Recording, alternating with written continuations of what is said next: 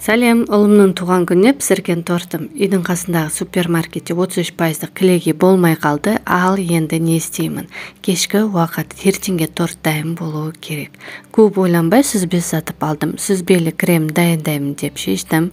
Ең қызығы осы оқиғада аяқ астынан жаңа торт рецептісі пайда болды.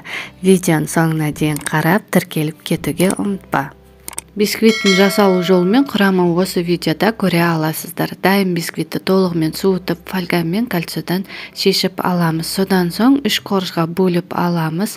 Шоколадный бисквиттердің арасында маған қатты осы бисквит ұнайды. Өйткені өте тәтті және нәзік болып шығады.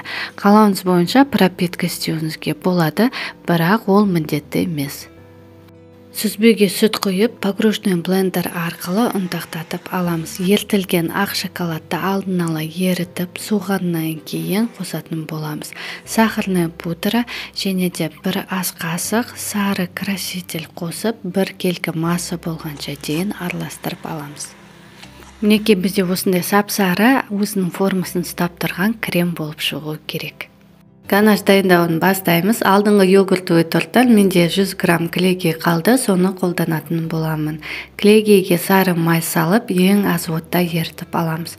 Содан соң ыссы күйінде шоколадты қосып, ерігенше араластырамыз. Ганашты толығымен суғанша алып қоямыз.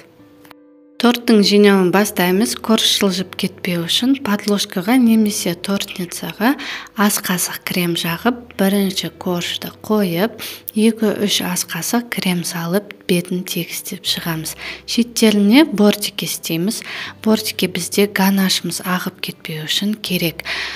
Бортикті шамалы қалыңдау қылып істеңіз. Мен жұқалау қылып істегесін, шеттері шамалы шығып кетті.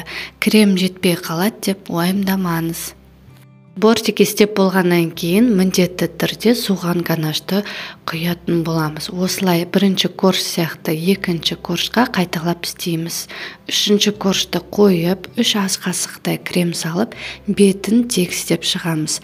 5-6 қасықтай крем алып қойыңыз, ертеңгі күнге торттың бетін әсемдеу үшін бізге керек болады. Тортты жинап болғаннан кейін ацетатный пленканы жабыстырып, кальцонымызды кигізіп, тоңазытқышқа 1 түнге қоямыз.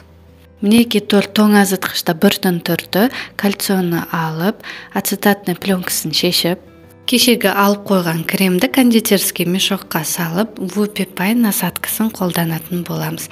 Ұлымның жақсы көретін тәттілерін қолдандым. Осымен біздің тортымыз дайын болды. Қараңызшы қандай әдемі және өте тәтті болып шығады.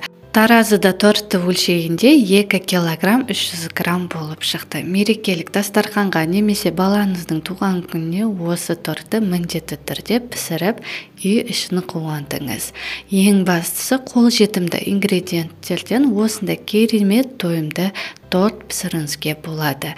Достарыңызбен және құрбыларыңызбен бөлісіп кетіңіз. Видео ұнаған болса, арнама лайк басып, тіркеліп кетуге ұмытпаңыз. Ас болсын, сіздермен бірге болған дәметкен.